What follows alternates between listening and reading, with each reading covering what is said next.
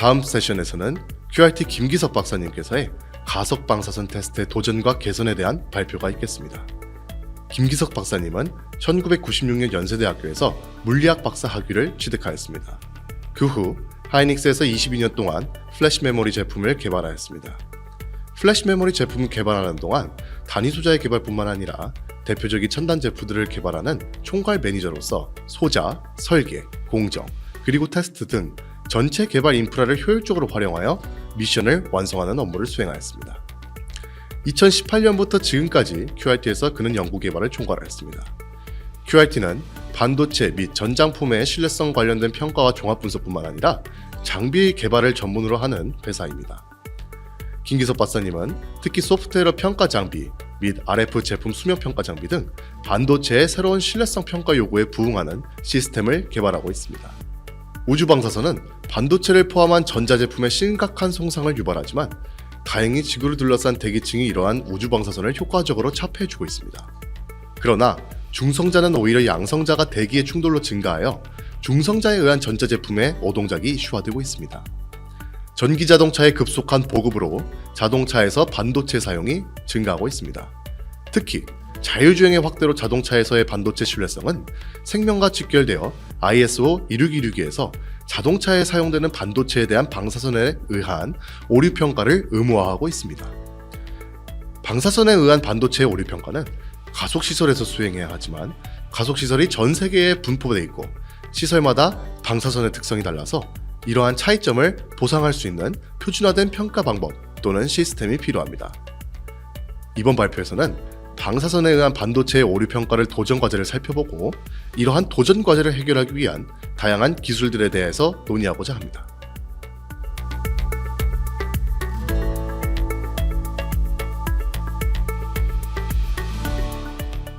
예, 안녕하십니까. QRT R&D 센터 연구소장 김기석입니다. 오늘은 Easy and Effective Ways to Perform Standard-Based Accelerated Radiation Test에 대해서 말씀드리겠습니다. 제가 제일 처음 이 강연을 갖다가 요청받았을 때 대상자가 누굴까를 생각을 했어요. 근데 제목에서 보시면은 여기에 그 전문 분야의 전문가라기보다는 이 분야에 처음으로 조인하신 분이거나 아니면은 실제로 평가를 하기 위해서 많은 평가를 진행하시는 실무자분들이 대상이 될 거라고 생각을 했습니다. 그래서 거기에 맞춰서 좀 자료를 준비했고요. 그래서 오늘의 발표 순서를 보게 되면은 그래도 제일 처음에는 싱글 이벤트 이펙트가 무엇인지에 대해서 서로 공감대를 형성하고 가야 될 것 같아요. 그래서 그 공감대 형성하는 거. 그 다음에 공감대가 형성이 되면은 오늘의 토픽인 싱글 이벤트 이펙트를 갖다 테스트하기 위한 뭐가 필요한지 그 필요 요건에 대해서 좀 같이 논의를 좀 하고요. 그러면 이 요건이 나오면은 그 요건을 달성하고 할 수 있는 Easy and Effective Ways에 대해서 좀 같이 토론하도록 하겠습니다.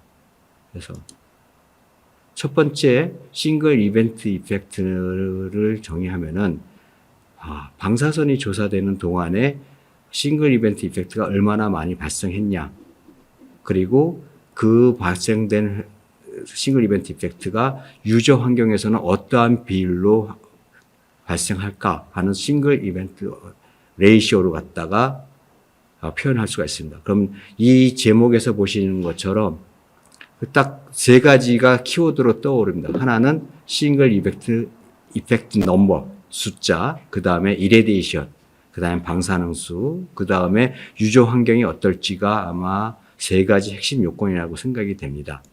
그러면은 표준은 뭘까를 생각해 봅니다. JST89B에 정의되어 있는 테스트 플로우를 갖다가 두 가지 말씀드리겠습니다. 하나는 스태틱, 또 하나는 다이내믹입니다. 스태틱은 방사선이 조사되는 동안에 제품, 소자가, 디바이스가 동작하지 않고 있고 전후에 싱글 이벤트 이펙트 수만 비교하는 겁니다. 그래서 이렇게 하게 되면 이게 스태틱에서의 싱글 이벤트 이펙트 레이시오로 표현될 거고요.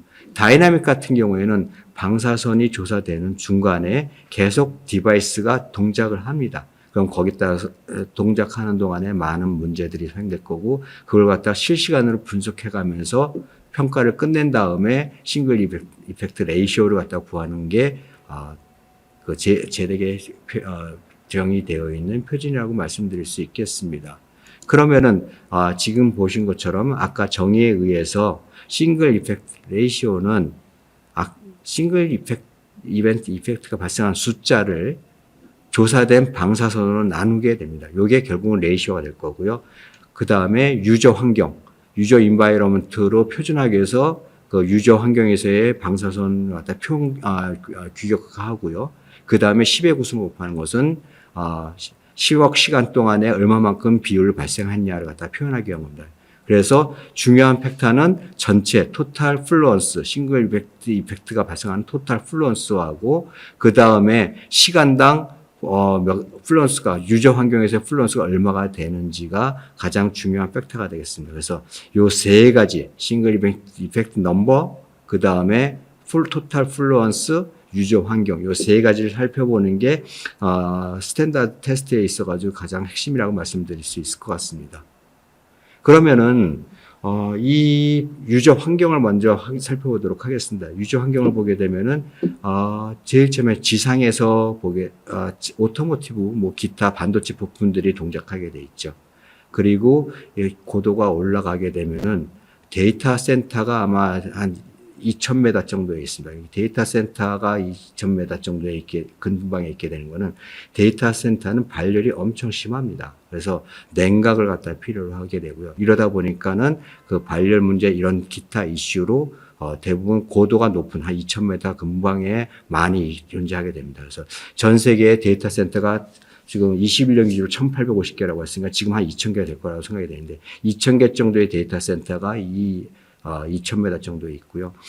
그 다음에 사람이 살아가는 환경에는 또 비행기를 타고 다니잖아요. 그래서 비행기에 들어가는 항공기에 들어가는 반도체 부품들도 결국은 이 싱글 이벤트 이펙트를 받게 됩니다. 그래서 지상에서는 이런 현상들이 있게 되는데 이 지상에서의 방사선 환경은 대기가 대부분 우주에서 들어오는 방사선을 다 차폐를 해줍니다. 그래서 대부분의 방사선들은 들어오지 못하고 중성자만이 들어오게 됩니다. 그래서 이 지상에서의 효과는 중성자가 가장 크게 되고 이 중성자의 효과를 갖다가 지금 그래프에서 확인하실 수가 있겠습니다. 보시는 것처럼 양성자는 우주에서 들어오는 양성자는 굉장히 미미하고요.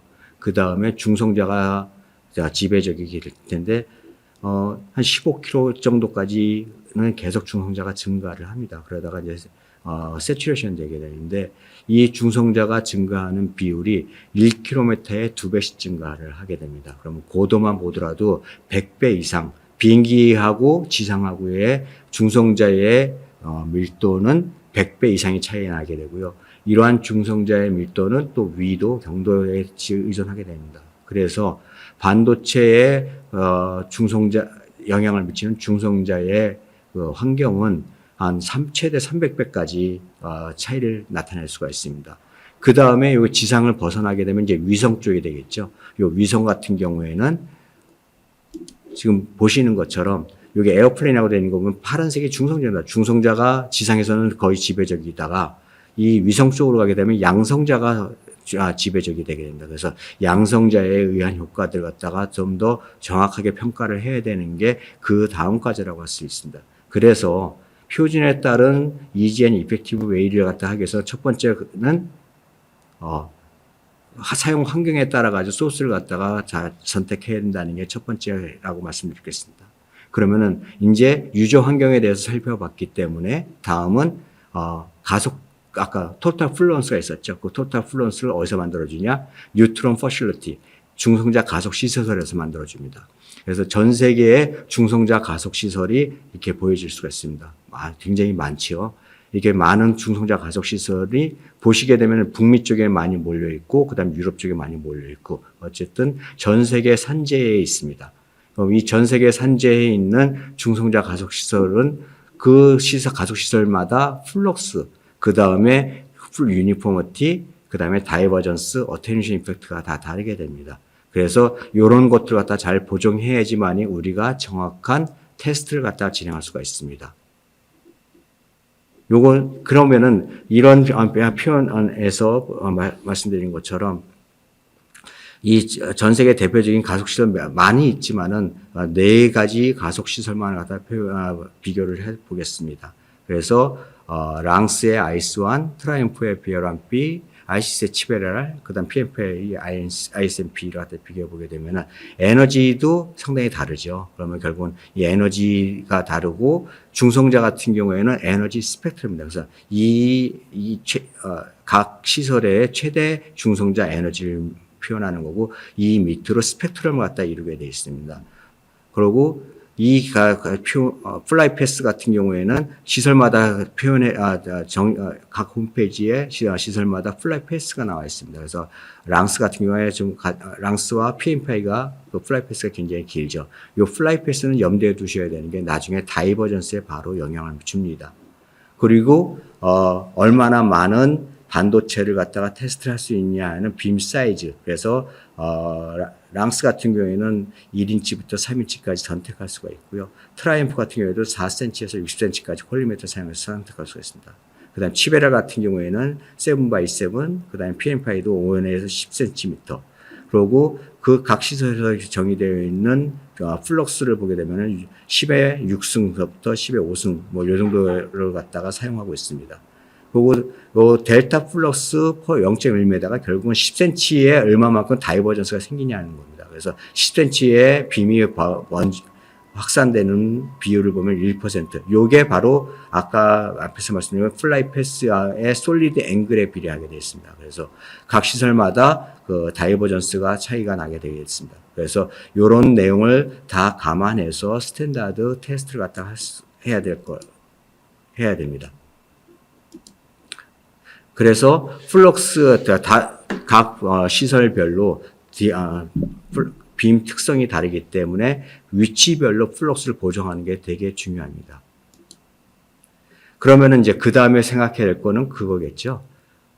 지금까지 유저 환경 봤고, 그 다음에 가속 시설을 봤으면은, 소프트웨어 싱글 이벤트 이펙트가 어떻게 발생하는지 갖다 살펴봐야 되는데, 그 과정을 갖다가 보게 되면은, 제일 처음에 중성자가 반도체를 갖다가 스트라이크 하게 되면은, 충돌과 이온화 과정 속에서, 일렉트론과 홀이 일렉트론 홀 페어가 생성됩니다. 그럼 일렉트론 홀 페어가 생성되기 시작하면은, 이런, 차지들은 결국 전기력에 의해서 코렉션이 되게 됐습니다. 그 차지 코렉션이 생기게 되고요. 이 차지 코렉션이 생기게 되면은 뭐가 생기냐? 커런트가 생깁니다. 커런트 플로우가 생기게 되겠죠.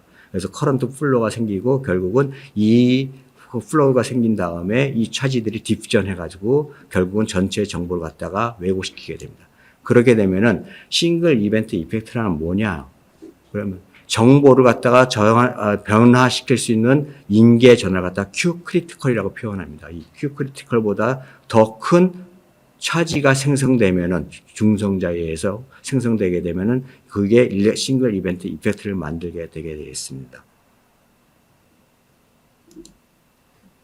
그러면은 각 디바이스별로 살펴보겠습니다. D램 같은 경우에 보게 되면은 2005년도까지만 해도 사실은 D램의 리텐션 타임이나 리프레시 타임을 갖다가 유지하고 싶기 때문에 캐패시턴스가 대부분 줄지를 않았어요. 그렇기 때문에 그렇다 보니까 이 Q 크리티컬은 유지되고 있는데 디바이스는 싱크됨으로 인해서 디바이스가 받을 수 있는 단위 면적이 줄어들고 중성자에 의해서 스트라이크 될 확률이 줄어들게 됩니다. 그래서 빗당 페일리어는 감소하는 경향이 있었지만 전체 칩의 캐퍼시티, 덴서티가 증가하기 때문에 칩당 불량률은 일정하게 유지되는 경향이 있었어요. 근데 이게 바뀝니다. 2009년 이때부터 보시면은 캐패시턴스가 감소하기 시작하고 2013년도 이후에는 그 기울기가 또 바뀌게 됩니다.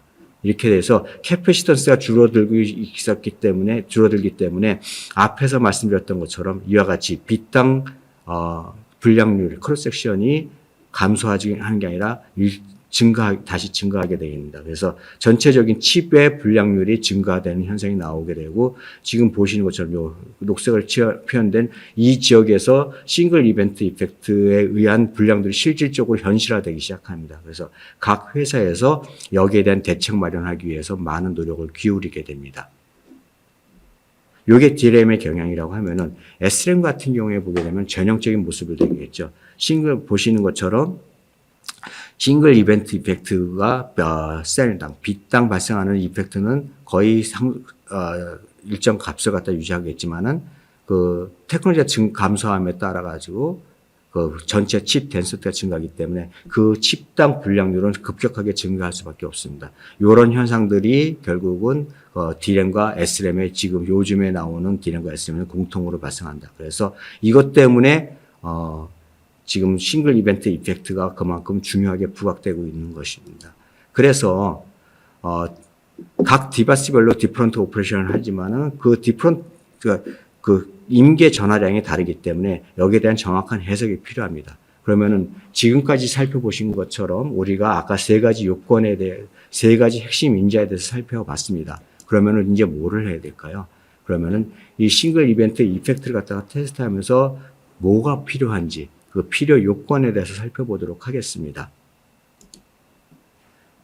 제덱에서 규정되어 있는 싱글 이벤트 이펙트의 종류입니다. 보시는 것처럼 싱글 이벤트 이펙트를 보게 되면 파란색 계통으로 표현되어 있는 소프트 페일과 붉은색 계통으로 표현되어 있는 하드성 페일로 구분될 수가 있습니다. 그래서 소프트 페일 같은 경우에는 또다시 얘가 그냥 시간이 지나면 사라지게 되는 소프트 페일과 그 다음에 전원을 껐다 킨다든지 이런 액션을 취해야지만이 사라지게 되는 파워 리셋이 있겠습니다. 그래서 요게 우리가 대표적인 게 이 소프트 페일이 급발진 사고를 갖다 유발하기로 했었고요. 요 파워 리셋 같은 경우에는 특히나 데이터 센터 같은 데서 심각할 수가 있습니다. 결국은 파워 리셋을 한다는 것은 데이터 서버를 갖다 껐다 켜야 되기 때문에 전체적인 시스템을 셧다운 해야 되는 그런 문제가 발생할 수가 있고요. 하드성 페일 같은 경우에는 아까 말씀드렸던 릴레 또는 홀페어가 과도해서 실제로 디바이스를 갖다가 실리콘을 멜팅시키는 녹여버리는 문제까지 번아웃 시켜버리는 케이스까지 발생할 수가 있습니다. 이렇게 되면 이제 자동차가 멈춘다든지 기타 등등의 현상이 발생할 수가 있고요. 이렇게 번아웃까지는 가지 않는다고 하더라도 일렉트론 홀 페어에 의해서 트랩이 제너레이션 돼가지고 전체적인 디바이스 특성이 열화되는 리텐션 타임의 열화라든지 디바이스 특성이 열화되는 현상까지 나올 수 있습니다. 요거가 그래서 세미 하드 페일이라고 표현할 수가 있겠습니다. 그러면 이 제덱 표준에서 보시는 것처럼 이 반도체에서 생기는 싱글 이벤트 이펙트는 다양합니다. 그럼 이 다양한 거 갖다가 평가해서 분석을 해야 되거든요. 그래서 싱글 이벤트 이펙트가 발생하게 되면은 얘가 첫 번째는 싱글 빛 업셋인지 싱글 빛이 발생했는지 아니면 멀티 셀이 발생했는지 아니면은 레처이 발생했는지 등등을 파악해 가지고 전체적인 테스트 플로우를 꾸며야 됩니다. 그래서 이때 중요한 게 무엇이냐 하면은 정확한 테스트를 하기 위해서는 플러스로 나눠줘야 되잖아요. 그래서 그럼 결국은 우리가 쓸 때라든지 전원을 껐다 킨다든지 아니면 데이터를 갖다 백업받는지 할 때 그때는 실질적으로 그 플루언스는 우리가 페일에 기여하지 않는 겁니다. 그래서 그러한 데드 타임을 갖다가 잘 관리해야 된다. 데이터 타임 매니지먼트가 첫 번째 핵심이고요. 두 번째는 이렇게 레처이 발생하게 되게 되면은 제품이 큰 데미지 손상을 입을 수가 있습니다. 그래서 인디비주얼 파워를 컨트롤해서 이런 파워 리셋을 갖다가 제어를 해야 됩니다. 그래서 지금 시설 내에서 실험하는 동안에 우리가 그 불량 분석과 컨트롤하는 게 되게 중요하고요. 그때 가장 핵심인 테스트 요건은 데드 타임 매니지먼트와 파워 매니지먼트가 핵심이라고 할 수 있겠습니다. 그러면은 여기 테스트 플로우를 갖다 살펴봤으면 이렇게 테스트를 할 수 있는 구조는 어떨까를 살펴보도록 하겠습니다. 그러면은 전형적인 테스트 시스템 스트럭처 갖다가 설명드리겠습니다. 보시는 것처럼 우주에서 떨어지는 중성자의 양은 극히 미미합니다. 근데 이 중성자에 의한 싱글 이벤트 이펙트 테스트할 때 기존에 있는 신뢰성하고의 차별점은 기존의 신뢰성은 우리가 시료의 개수를 갖다가 수백 개, 230개 정도 그리고 1000시간씩 이렇게 테스트하게 됩니다. 그래서 사실은 그렇게 가속인자가 클 필요가 없었어요. 그런데 중성자에 의한 테스트를 할 때에는 시료수도 제한이 있고 그 다음에 테스트 타임도 제약이 있습니다. 그렇기 때문에 가속인자가 굉장히 커야 된다. 100만 배 이상의 가속인자를 갖다 써야 되기 때문에 다시 말하면은 플럭스가 중성자의 플럭스가 굉장히 강해야 됩니다. 그래서 실제로 우리가 중성자의 효과를 테스트하는 제품들이 놓이는 디바이스 갖다 UET라고 표현합니다. Unit Under Test. 여기에는 제품들이 놓이게 되고 이 제품들은 강한 중성자에 의해서 영향을 받고 우리가 실험을 해야 됩니다. 그런데 테스트하는 시스템조차도 반도체로 이루어져 있거든요. 반도체로 이루어졌기 때문에 이 테스트 시스템들이 이 중성자의 영향을 받으면 안 되기 때문에 격리가 돼야 됩니다. 그래서 요 유니티와 테스트 시스템이 격리가 돼 있어야 되고요. 이 테스트 시스템은 크게 두 가지로 구분될 수가 있는데 하나는 이 제품을 갖다 동작 제어하는 메인 컨트롤 시스템이 있을 거고요. 그다음에 온도라든지 아니면은 전원 제어 같은 환경을 갖다 응급 상황에 대처하기 위한 환경 제어 시스템이 있어야 됩니다. 이렇게 제어 시스템들이 UET와 분리되어 있어야 되고요. 더불어서 사람의 인체 손상을 방지하기 위해서 우리는 콘크리트 벽 저 뒤에서 영격으로 이 시스템을 갖다 컨트롤해야 됩니다. 그래서 리모트 컨트롤하면서 해야 되기 때문에 좀 더 효과적이고 효율적인 테스트 시스템 구성이 여기서부터 이제 요청이 되기 시작하는 겁니다. 그래서 싱글 이벤트 이펙트를 평가하기에 아키텍처로 보면 트리플 아이솔레이션이 필요하다. 첫 번째, UET와 테스트 시스템, 컨트롤 시스템이 분리되어 있어야 되고 이 컨트롤 시스템을 원격으로 리모트 컨트롤하고 분석할 수 있는 시스템이어야 된다. 그래서 3중 트리플 아이솔레이션이 이루어져야지만이 효과적인 싱글 이벤트 이밸리에이션을 갖다 할 수 있습니다. 그러면은 이렇게 싱글 이벤트 이펙트를 갖다 이밸리에이션해서 필요한 게 뭔지, 어떻게 하면 쉽고 편하게 하는지 갖다 다음에 살펴보도록 하겠습니다. 자, 그러면은 이 생태계를 한번 보시면 될 것 같아요. 일단 고객은 싱글 이벤트 이펙트에 대해서 안전한 부품을 원합니다. 그래서 우리는 강한 레디에이션의 내구성이 강한, 내방사성 특성이 강한 제품이 필요합니다. 그러면은 그 사실 자동차를 예를 들면 거기엔 전력 반도체도 들어가고요. 메모리, 시스템 IC, 그다음에 기타 모듈 등이 들어갑니다. 그런데 이 개발하는 사람들은 레디에이션 전문가들이 아닙니다. 그래서 레디에이션 테스트에 대해서 사실은 전문성이 떨어지게 되고요. 그러면 이 레디에이션 테스트는 아까 말씀드렸던 것처럼 강한 가속인자가 크기 때문에 전 세계의 산재에 있는 가속 시설에 가서 테스트를 해야 됩니다. 그러면은 이 가속 시설에 가서 테스트해야 되는데 많은 곳을 갖다 이동해야 되고 그 다음에 여기 각 가속 시설에 갖다가 예약해서 거기 평가를 해야 되는데 이 가속 시설이 한정되어 있어서 부킹이 어렵습니다. 그리고 이러한 가속 시설을 테스트하는 전문가가 있을 텐데 이 전문가들은 이 제품을 의뢰받은 제품을 갖다 개발하는 시간, 그 다음에 가속 시설을 갖다 예약하는 등등 해서 버틀넥이 생기게 됩니다. 이러한 삼중고가 생기게 되게 되면은 트리플 사일로라고 표현할 수가 있겠죠. 세 가지 사일로 현상이 생기게 되고 거기에 따라 가지고 테스트, easy and efficient way S evaluation 방법 하기 위해서는 5가지 요구사항이 생기게 됩니다. 그 5가지 요구사항 보게 되면 세계 곳곳을 돌아다녀야 되기 때문에 모든 곳에서 다녀야 됩니다. 모빌리티가 중요하고요. 두 번째는 지금 보시는 것처럼 많은 모든 세마이 컨덕터를 갖다 반도체를 갖다가 측정해야 되기 때문에 에브리싱에 대한 요청이 있고요. 그 다음에 아까 앞에서 말씀드린 것처럼 시설마다 특성이 다릅니다. 그래서 모든 시설에 대해서 표준이 될 수 있는 레퍼런스 시스템이 필요하고요. 그 다음에 방사선이 조사됐으면 도대체 무슨 문제를 만드는데 하는 방사선에 의한 영향을 다 측정할 수 있는 기능 검사와 분석 기능이 있어야 됩니다. 또 최종적으로 보게 되면은 내가 그 개발자 입장에서는 개발하는 사람 입장에서는 내가 어딜 고쳐야 되는데 그래서 어떤 부분을 고쳐야 되는지에 대한 마이크로 어널리시스 기능이 필요합니다. 그래서 이 5가지 요건을 갖다가 만족해야지만이 우리가 easy and effective wage가 나올 거라고 생각이 됩니다. 그래서 본격적으로 그러면 앞에서 말씀드린 5가지 요건을 갖다가 만족하게 하는 easy and effective ways를 갖다 살펴보도록 하겠습니다. 첫 번째가 모빌리티입니다. 모빌리티 갖다 이루기 위해서 시스템의 한 사례를 갖다 보여드리겠습니다. 보시는 것처럼 이게 셋업된 이미지입니다. UET 아까 방사선에 노출되는 시료들과 테스트 시스템이 완벽하게 격리되어 있죠. 이렇게 해서 시스템의 안정성을 보장할 수가 있고요.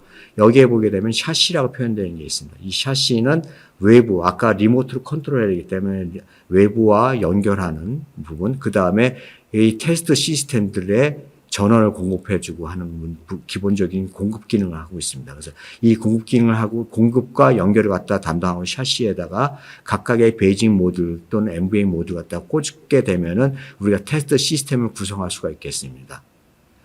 그러면 이 테스트 시스템 갖다가 하나씩 살펴보면은 아까 제일 처음에 구조에서 말씀드린 것처럼 메인 컨트롤 유닛하고 파워 컨트롤, 환경 컨트롤 유닛이 있습니다. 그래서 메인 컨트롤 유닛은 각각의 제품을 동작시킬 수 있도록 코어 인터페이스가 있고 벡터 엔진이 있어서 그 제품들을 갖다 손쉽게 구동시킬 수가 있고요. 파워 컨트롤 유닛은 개별 전원 제어를 함으로 인해서 앞에서 말씀드렸던 레츠업이라든지 응급상황에 대해서 손쉽게 대처할 수가 있습니다. 그리고 UET라는 것은 그 방사선에 노출되는 실제 제품들일 거고요. 이 제품들은 그 온라인이 쉽게 다 이렇게 표준화를 좀 해놓게 되면은 우리가 쉽게 셋업할 수가 있을 거라고 생각이 됩니다. 그러면은 모빌리티는 어떻게 구성되냐? 지금 보시는 것처럼 요 각각 슬롯에 꽂히게 되는 이 모듈들, DRAM을 테스트할 수 있고 메모리 테스트할 수 있고 시스템 IC 테스트할 수 있고 SSD 테스트할 수 있는 이 모듈들이 다이어리 사이즈입니다. 이 다이어리가 16x 21cm짜리입니다. 다시 말해서 요 노트북에 2개가 싹 들어가면은 요 되는 겁니다. 그래서 이렇게 조그마하니까 휴대가 가는 편에서 우리가 쉽게 가지고 다닐 수가 있고요. 그 다음에 지금 저희들이 개발한 SDK입니다. 그래서 보시는 것처럼 실제로 벡터 각 제품을 동작시키는 소프트웨어를 개발할 때 이 SDK를 이용하면은 이 이뮬레이터가 내장되어 있어서 파형들이 어떻게 바뀌는지 검증할 수가 있어서 쉽게 개발할 수가 있고 그 다음에 테스트할 때에도 이렇게 보시는 것처럼 인 시스템으로 해서 페일 상태와 디바이스 상태 등등을 갖다가 모니터링할 수 있기 때문에 테스트가 편리합니다. 그래서 우리가 만들 수 있는 것은 다이어리 사이즈의 모듈로 쉽게 셋업해서 좀 많은 다양한 제품을 갖다가 테스트할 수 있는 시스템을 갖다가 개발하는 게 첫 번째 과제라고 할 수가 있습니다. 그래서 이렇게 그 개발한 완료된 시스템을 갖다 보여드렸고요. 그러면은 그 다음 해야 될 게 아까 everything 모든 반도체에 대해서 테스트할 수 있어야 될 거라고 생각합니다. 그래서 반도체 갖다 크게 구분하게 되면은 메모리와 시스템 IC 계통이 있을 것 같고요. 또 하나는 SSD 계통, 그 다음에 고전압을 사용하는 전력 반도체 등이 있습니다. 그래서 이런 3가지 반도체로 구분되는 모든 제품들을 갖다가 소프트웨어하고 하드웨어만 업데이트를 하게 되면 쉽게 테스트할 수 있는 시스템을 갖다가 구성해 보겠습니다. 보시는 것처럼 메모리는 이제 DRAM, DDR3부터 DDR5까지 있고 SRAM, NAND 등이 있습니다. 가장 차이가 나는 게 그 동작 방식은 당연히 다르겠죠. 동작 방식은 당연히 다르겠고 외부 인터페이스하는 전압 레벨도 다 다릅니다. 특히나 시스템 IC 같은 경우에는 50V까지 사용하는 전압도 있고요. 그래서 이러한 모든 I/O 전압을 갖다 만족해주는 시스템은 존재할 수가 없습니다. 그래서 저희들이 생각한 건 각 시스템을 동작하는 제어 시스템은 코어로 분리되어 있고 외부 I/O만 별도로 탈부착이 가능하게 한다고 하면은 각 제품별로 우리가 최적화할 수 있는 시스템을 개발할 수 있다고 생각했습니다. 그래서 전원 따로, 그 다음에 I/O를 갖다 따로 해서 임피던스 매칭을 갖다가 해서 SI를 갖다가 개선하는 방법을 택할 수가 있겠습니다. 그래서 저희들이 개발한 시스템 보면은 벡터 베이스드 오퍼레이션을 하면서 아까 앞에서 말씀드렸던 SK도 소프트웨어 라이브러리로 해서 각각의 파워를 갖다가 독립적이고 인터페이스도 독립적이고 컨트롤 독립적으로 하면서 그 개발을 쉽게 할 수 있어서 SRAM, DRAM, NAND, 시스템 IC 등을 갖다가 테스트할 수 있는 시스템이라고 할 수 있겠습니다. 두 번째가 PCI 인터페이스 같은 경우는 벡터로 제어하기가 굉장히 어렵습니다. 그래서 이 벡터 PCI 인터페이스와 같은 죄송합니다. 것들은 대표적인 게 SSD입니다. SSD 같은 경우는 덧별로 저희들이 파워 매니지먼트를 하면서 CPU 베이스, 벡터 베이스, FPGA에 의한 벡터 베이스보다는 CPU에 의해서 포미어 베이스로 해가지고 지금 전체적으로 제어를 할 수가 있겠습니다. 그래서 두 번째는 PCI 인터페이스 이와 같은 모듈 형태들을 갖다가 구분하게 되면은 또다시 쉽게 시스템을 갖다 셋업할 수가 있을 것 같고요. 마지막으로 말씀드려야 될 게 전력 반도체 같이 고전압이 동작하는 겁니다. 보시는 것처럼 디바이스에 고전압이 인가되기 때문에 이 고전압의 역류에 의해서 불량이 발생할 수가 있습니다. 그럼 이 고전압 역류를 갖다가 차단할 수 있는 프로텍션 회로가 있어야 될 것 같고요. 그 다음에 저희들이 세계 최초로 개발한 다이나믹 테스트, 다시 말해서 게이트의 시그널을 갖다 인가해 가면서 할 수 있는 테스트까지 존재를 하게 됩니다. 그러면은 다음 이제 우리가 관심을 가져야 될 거는 모든 시설에서 테스트할 수 있는 레퍼런스 시스템입니다. 지금 보시는 게 지금 41개의 표준 시료로 이루어진 도지메트리입니다. 아마 전 세계에서 가장 많은 빔 정보를 갖다 확보할 수가 있고 그 다음 가장 빠른 도지메트리라고 말씀드릴 수 있겠습니다. 그래서 지금 41개나 되고 있고 요 왼쪽에 있는 것은 그 디바이스 표준 시료 간격이 센터에서 촘촘하기 때문에 센터의 시료를 갖다가 좀 더 정밀하게 테스트할 수 있는 거고요. 그 다음에 오른쪽에 있는 도지메트리 같은 경우에는 그 넓은 범위에 있는 빔들을 갖다가 균일하게 모니터링할 수 있는 시스템이라고 할 수 있겠습니다. 이렇게 레퍼런스 시스템을 갖다 이용해서 저희들이 실제로 빔 분석한 사례를 말씀드리겠습니다. 뒤에 빨갛게 보이는 게 실제로 빔 이미지입니다. 그 빔 이미지에 있고 저희들이 도지메트리 갖다 겹쳐놓고 도지메트리를 같이 놓고 봤을 때 보게 되면은 빔 하얗게 한 10% 정도 강한 플럭스가 도지메트리에 디텍션 되는 걸 확인할 수 있었고요. 그 다음에 빔 엣지에서 보게 되면 벌써 빔 매듭을 통해서 빔이 여기까지밖에 안 왔구나라는 것까지 할 수 있는 미세 분석까지 가능하게 됩니다. 그래서 이러한 내용들이 RTF에서 저희들이 개발한 소프트웨어에 의해서 빔 SEU 카운트를 갖다가 플루언스로 컨버전 했을 때 95% 이상, 96.5%의 상관도를 가지고서 일치함을 확인할 수가 있었습니다. 그래서 저희들이 개발한 리얼타임 이펙티브 플루언스 모니터링은 각 포지션별로 지금 보시는 것처럼 확보할 수가 있고 이런 내용들은 이미 TNS 인정을 받아서 게재가 되었습니다. 다음, 지금 보신 것처럼 그 레퍼런스 샘플이 중요하다는 걸 말씀드렸고, 레퍼런스 샘플이 그러면 그 정확도가 당연히 중요하겠죠. 그런데 반도체 하는 사람들은 대부분이 알 수 있는 게 모든 샘플은 베리에이션을 가질 수가 있습니다. 그래서 레퍼런스 샘플 자체도 SER 베리에이션이 40% 정도가 되게 된다. 그럼 이러한 베리에이션이 있게 되면은 정확하게 우리가 플루언스를 평가할 수가 없습니다. 그래서 저희들은 레퍼런스 샘플의 정확도를 기하기 위해서 스캔 앤 저희 소프트웨어를 이용해서 이 각 레퍼런스 샘플들의 정량적인 센서티비티를 갖다가 표준화를 했고요. 이 표준화를 해서 얻는 결과가 왼쪽에 있는 사진이 실질적으로 빔 프로파일입니다. 그리고 저희들이 앞에서 말씀드린 RTAF와 지금 보정 방법에 저희들이 개발한 보정 방법에 의해서 보정한 값을 갖다 비교해 보면 정확하게 일치하는 걸 확인할 수가 있습니다. 그래서 이 레퍼런스 샘플이 빔의 레퍼런스 샘플을 갖다 보정하게 되면 RTF를 이용해서 빔 플러스로 정확하게 모니터링할 수 있다고 갖다 말씀드릴 수가 있고요. 그래서 이렇게 정확하게 모니터링 된 샘플을 갖다가 좀 더 정밀 제어하기 위해서 지금 보시는 것처럼 인터폴레이션을 방법을 썼습니다. 우리가 빔이라는 것은 컨티뉴스합니다.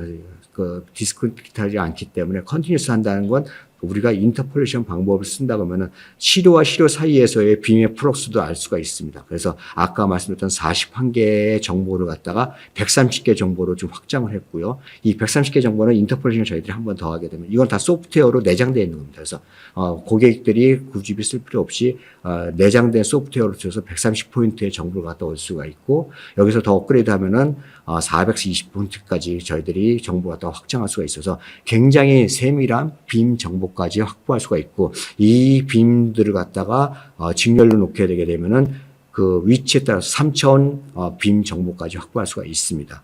그러면은 이러한 저희들이 표준 시료를 이용해서 레퍼런스 시료를 이용해서 그 3차원 빔 프로파일링 구한 사례를 갖다가 몇 가지 예를 들어 드리겠습니다. 요거는 키람스라고 해서 지금 키람스에 있는 가속기에서 나오는 양성자의 빔 프로파일을 갖다 비교하고 있습니다. 그래서 위치에 따라서 빔 엑시트서부터의 위치에 따라서 빔이 발산하는 게 보여지고 있고요.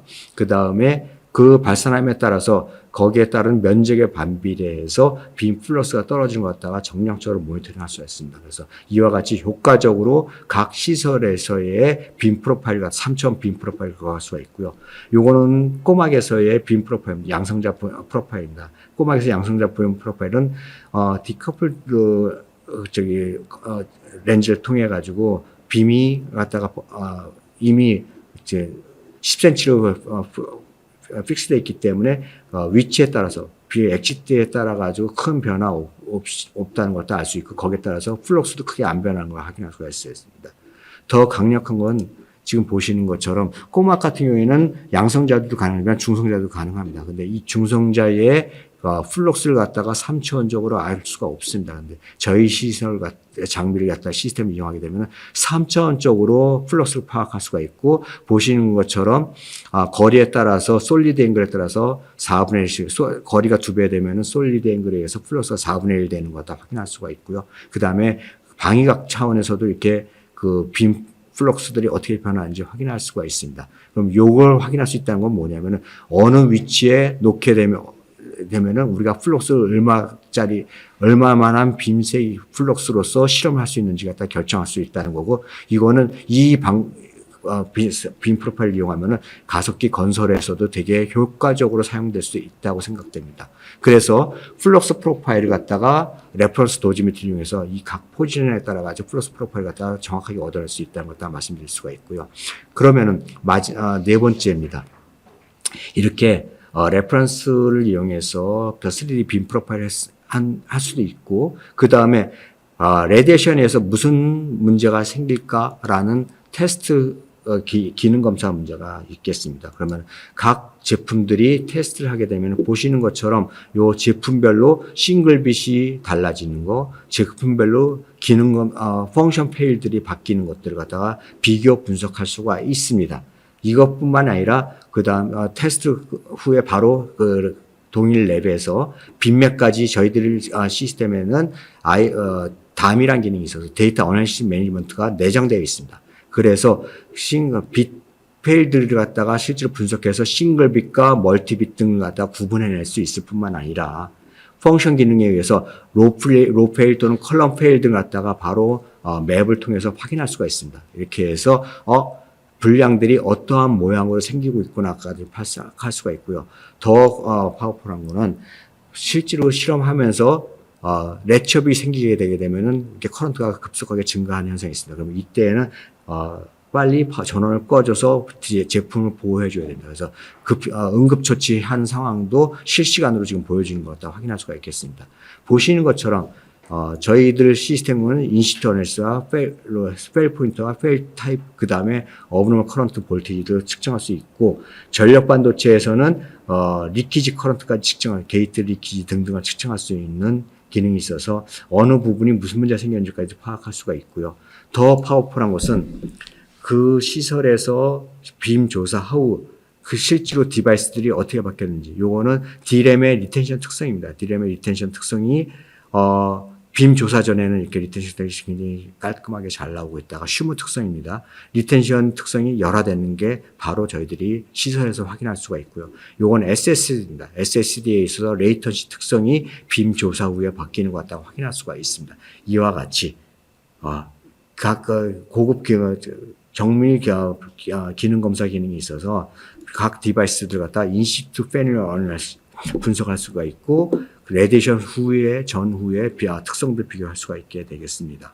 그러면은 또 다른 하나의 사례를 갖다가 보여드리도록 하겠습니다. 아까 앞에서 전력 반도체 말씀드렸는데 전력 반도체 좀 더 자세하게 말씀드리게 되면은 전력 반도체는 스태틱과 다이내믹 이볼루션, 이 다이내믹 이볼루션 처음으로 저희들이 제작한 겁니다. 그래서 그 원리는 보통은 이 방사선을 조사하면서 이 게이트 시그널 인가하기 어렵습니다. 저희들은 게이트 시그널 할 수 있는 특별 시스템을 좀 개발했고요. 그렇게 해서 스태틱하고 다이나믹 테스트를 갖다 해서 각 회사별로 비교까지 했습니다. 그래서 다이나믹 테스트가 스태틱보다는 더 낮은 전압에서 발생하는 걸로 해서 더 효과적이라는 걸 알 수 있고 회사별로 비교할 수가 있습니다. 그래서 여기서 이제 더 정밀 분석할 수 있는 방법을 갖다가 예를 말씀드리겠습니다.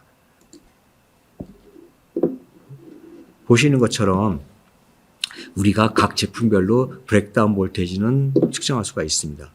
그런데 그 디바이스가 어떻게 만들어졌는지는 알 수가 없죠. 그런데 단면 분석을 하게 되면은 각 회사별로, 제품별로 구조를 알 수가 있습니다. 아이사 같은 경우에는 트렌치 스타일, 그 다음에 C사와 아이사 같은 경우에는 플라나 구조입니다. 그런데 저희들이 브레이크다운 볼테이지와 저희들이 확인한 단면을 갖다 비교하게 되면은 그 제품들이 어떻게 제작이 되었는지 도핑 프로파일까지 구할 수가 있겠습니다. 도핑 프로파일을 구해서 실제로 동작 상태에서 게이트에 전압이 인가할 때 필드까지 비교하게 되면은 거기에 어떤 제품이 특히 필드가 많이 걸린다. 그래서 C사 같은 경우가 특히나 필드가 많이 걸려서 보시는 것처럼 그 다이나믹 테스트에서 나쁜 특성을 갖다 보여준 것 같다 확인할 수가 있었습니다. 이렇게 정밀 분석, 고급 분석까지 저희들이 가능하게 됩니다. 그래서 싱글 이벤트 번아웃을 갖다가 물리적, 전기적 분석을 시뮬레이션을 통해서 더 진행했다는 것 같다고 확인할 수 있기 때문에 지금 시스템에 통해서 쉽고 이펙트 효과적인 분석을 갖다가 할 수가 있다고 말씀드릴 수 있겠습니다. 이제 마지막으로 말씀드릴 게 그겁니다. 그러면은 제품을 개발하신 부분 입장에서는 뭐가 문제고 그래서 제가 개발한 제품이 어떤 기능이 망가지는지까지 확인했다고 하면 그 다음 바람은 그래서 뭘 고쳐야 될까가 관심일 겁니다. 그래서 생각해낸 게 저희들이 생각한 거는 하이 레졸루션, 그 노이즈 캔슬레이션 기법을 이용해서 제품을 갖다가 어디가 특히나 민감한지 갖다가 분석해내는 시스템을 갖다가 개발했습니다. 그래서 요거는 모션이 되고 있는 특정 국부 영역 방사선 조사 장치입니다. 그래서 보시는 것처럼 컴포넌트를 갖다 조사할 때는 이 국부 조사 영역을 갖다 넓게 해도 되고요. 그 다음에 모듈이나 특정 회로까지 조사를 하게 되면은 그만큼 그 조사 영역을 갖다 국부 조사 영역을 갖다가 축소를 해나가면서 그 어느 회로가 특히나 싱글 이벤트 이펙트에 취약한지를 찾아낼 수가 있겠습니다. 근데 여기서 문제점은 이 센서티비티를 갖다 올리게 되게 되면은 그 분해능하고 반비례한다는 말입니다. 그래서 근데 이 분해능은 또다시 뭐하고 관계가 되면 노이즈하고 관계가 되겠습니다. 그래서 이러한 마이크로 어널리시스에서 가장 큰 핵심 기술은 노이즈 캔슬레이션 기법이라고 말씀드릴 수 있을 것 같아요. 그래서 노이즈 캔슬레이션 기법부터 저희들이 개발한 거는 크게 두 가지가 있습니다. 그래서 첫 번째는 NNS. 그래서 우리가 빔을 조사하는 동안에 실질적으로 플럭스가 변화가 생기게 됩니다. 이 플럭스의 변화가 생기게 되면은 이 플럭스 변화가 또 다른 노이즈로 작동하게 되거든요. 그래서 그 플럭스의 변화를 갖다가 계속 보상할 수 있는 NNS 노이즈 노멀라이제이션 시스템을 갖다가 지금 제가 내장하고 있고요. 이렇게 해서 하드웨어적으로 먼저 노이즈 캔슬레이션 하고 그 다음에 저희들이 자체 머신러닝에 의해서 스크램블을 갖다가 개발을 해놨습니다. 그래서 이 스크램블을 통해서 로지컬 이미지를 갖다가 피지컬 이미지로 바꿀 수가 있고, 이 피지컬 이미지를 바꿔놨으면은 이미지 컴패리전 방법에 의해서 노이즈 캔슬레이션 기법을 갖다 사용할 수가 있습니다. 그래서 이렇게 해서 만든 게 SLM의 한 예를 말씀드리겠습니다. SLM 보시면 요 데코다 쪽에 가게 되면은 싱글 이벤트 이펙트에 되게 민감하지 않습니다. 그렇게 되면은 보시는 것처럼 싱글 이벤트 업셋이 다운되게 되겠죠. 요 내용을 갖다가 정확하게 지금 찾아내는 걸 할 수 있고, 요 분해능이 현재 요 SM 같은 경우에는 38 마이크로 분해능까지 확보를 하였습니다. 그래서 저희들이 국부 회로의 분석까지 지금 가능하게 됐고요. 그래서 지금까지 말씀드렸던 것처럼 5가지의 요건을 갖다가 만족할 수 있는 easy and effective way를 갖다가 지금 설명을 드렸고요. 저희들이 기대하는 것은 그렇습니다. 먼저 우리가 테스트를 하기 위해서는 많은 제품들을 갖다 다양하게 패킹해서 비행기를 타고 가가지고 시설을 셋업을 해야 됩니다. 그러면 다양한 제품을 하게 되면 그만큼 셋업 자체가 굉장히 시간이 많이 걸리고 평가가 오래 걸릴 수밖에 없습니다. 이런 문제가 극복해야 될 첫 번째 관건이고요. 두 번째가 뭐냐면은 이렇게 해서 와서 테스트를 한 다음에 다시 돌아옵니다. 돌아오고 나서 그 다음에 데이터를 갖다 분석을 이제 한탄 해야 됩니다. 그래서 데이터 분석하는 시간이 또 많이 걸리게 됩니다. 그럼 우리가 개선해야 될 거는 지금 저희들이 개발한 이 Easy and Effective Ways에 의해서 기대하는 효과는 이와 같습니다. 첫 번째는 모듈형으로 되어 있기 때문에 모빌리티가 되게 좋습니다. 그래서 그냥 간단하게 짐을 꾸려서 비행기 타고 떠나면 됩니다. 그래서 간단하게 다양한 제품을 갖다가 효과적이고 쉽게 셋업할 수가 있습니다. 이렇게 효과적으로 셋업한 시스템을 갖다가 그 시설 내에서 돌아가서 하던 분석을 갖다가 지금 같이 할 수 있게 됩니다. 이렇게 하게 되니까 지금 리포트 자체가 굉장히 우리가 리포트의 TAT를 줄 수가 있고요. 더더군다나 더 좋은 것은 뭐냐면은 보통은 테스트를 하게 되면은 시료들이 오염되기 때문에 가지고 올 수가 없습니다. 그래서 방사선 조사 전후의 값을 갖다 비교하기 어려운데 시설 내에서 하기 때문에 방사선 조사 전후의 시스템 제품의 특성 변화까지도 모니터링할 수 있는 기능 레포트가 되겠습니다. 그래서 더 고급진, 더 정확한 그리고 고객 입장에서의 어떤 문제가 발생하는지까지 분석할 수 있는 리포트를 만들어낼 수가 있다고 생각됩니다. 그래서 저희들이 기대하는 것은 지금 Easy and Efficient and Effective 테스트가 만들어질 수가 있고, 지금과 같은 시스템을 구성하게 되면은 보시는 것처럼 추가적인 가치를 만들어내는 테스트가 가능하다고 생각이 됩니다. 지금까지 경청해 주셔서 감사합니다.